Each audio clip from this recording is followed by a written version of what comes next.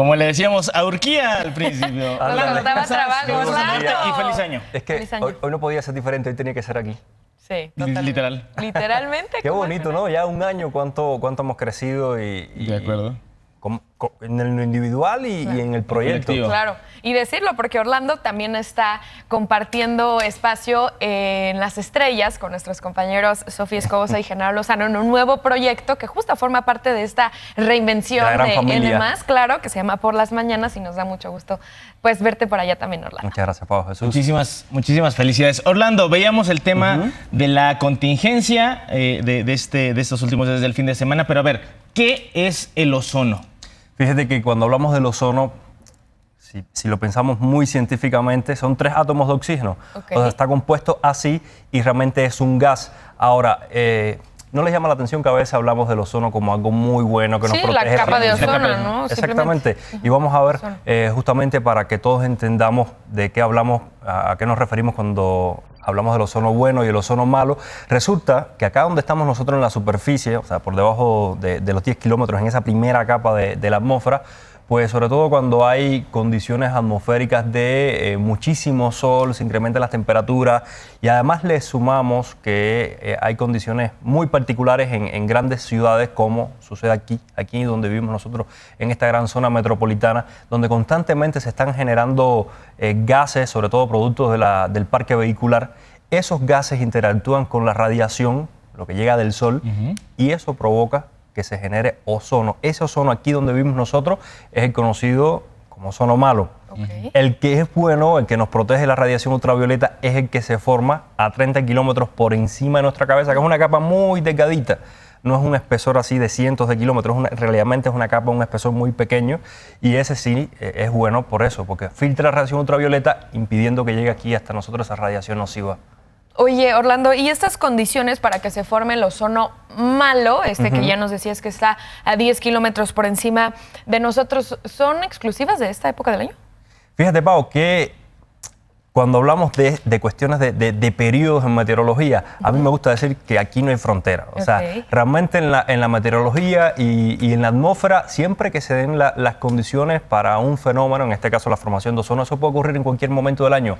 Si bien es cierto que durante este momento, marzo, abril, mayo, es cuando tenemos las mayores temperaturas del año, al menos acá en la zona metropolitana, tenemos muchísima luz, que eso ayuda a que se forme el ozono. Este es el momento donde es más probable, pero en el resto del año, lo vimos en diciembre incluso, en enero hubo contingencia por momentos muy breves, pero sí se alcanzaron esos valores que están ya preestablecidos para poder declarar la contingencia y que se tomen acciones para que ese problema no se siga agravando.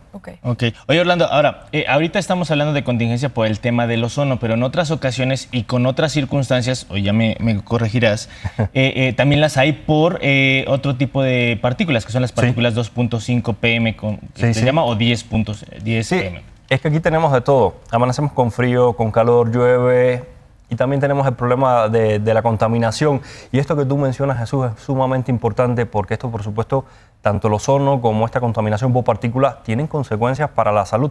Y vamos a observar también para que todos entendamos a qué nos referimos cuando mencionamos estas partículas. También, bueno, en el caso del ozono, por estos gases que salen del parque vehicular, pero las partículas se generan ya sea porque hay condiciones de viento muy fuertes y arrastran, digamos, polvo, o sea, el suelo que está desnudo. Sobre todo aquí tenemos una fuente de polvo permanente hacia el noreste del valle, hacia la zona de Texcoco. Cuando soplan fuertes vientos, ese polvo puede ser arrastrado y actúa como contaminante. Son partículas extremadamente pequeñas, estamos hablando, muchos quizás no entienden qué significa ese 2.5, ese valor de 10, realmente ahí se refiere a una unidad que se le conoce como micras, y para que entiendan qué pequeño es esto, estamos hablando de que 1000 micras es un milímetro. O sea, y estos son 10 y 2.5. Imagínense tomar un milímetro, miremos una regla, miremos un milímetro y ahí eso lo dividimos en 1000 pedacitos y cada pedacito de esos 1000 es una micro. O sea, estamos hablando de partículas extremadamente pequeñas que se forman, como dije, por cuando hay condiciones de viento fuerte que arrastran el suelo, el polvo en el suelo desnudo, o en esta época del año también que tenemos el problema de los incendios forestales cuando ocurren liberan partículas de compuestos que no ocurren, o sea, por la combustión incompleta del bosque, de la madera, y estas partículas también pueden llegar acá a la zona metropolitana y es sumamente peligroso. Esto tiene consecuencias para la salud, porque en dependencia, y lo estamos viendo ahí en la pantalla, en dependencia del tamaño de esas partículas, por supuesto, las más grandes son 10, las más pequeñas son las 2.5, y en dependencia de ese tamaño, pues determina hasta dónde van a llegar. Las 10, pues se quedan en la nariz y en la garganta. Por el tamaño. Sí, por el tamaño.